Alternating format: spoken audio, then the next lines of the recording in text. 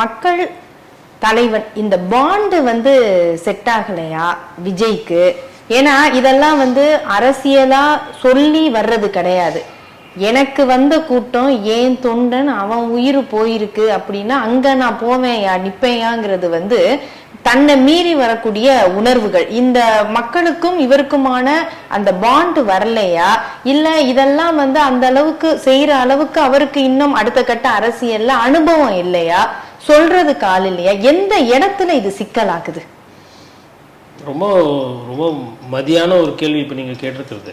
என்னன்னா புரிதல் வந்து ரொம்ப கம்மியாக இருக்குது. அரசியல்வாதி என்பவர்களுக்கு வந்து 24 மணி நேரமும் வேலை இருக்கும். எப்போ என்ன பிரச்சனை வரும் எங்கே வரும்னு தெரியாது. இப்போ உதாரணத்துக்கு எடுத்துக்கோங்க, விஜய் அவர்கள் இந்த சம்பவம் நடக்கிறதுக்கு முன்னாடி வரலாம் ஒரு ஹீரோ.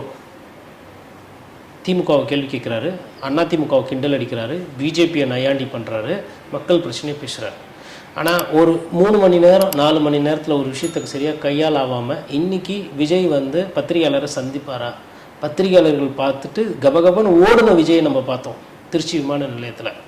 சரி, விஜய் தான் அப்படி வழக்கறிஞர் தான் இன்றைக்கி காலையில் வந்து பேசினார், நாங்கள் கோர்ட்டுக்கு போகிறோம். அந்த கட்சியினுடைய பொதுச் செயலாளர் புஷி ஆனந்த் என்ன ஆனார் தெரியாது. அந்த கட்சிக்கு சர்வ வல்லமைப்படுத்த ஐயா ஆதவ அர்ஜுனா எங்கே இருக்கார் தெரியாது.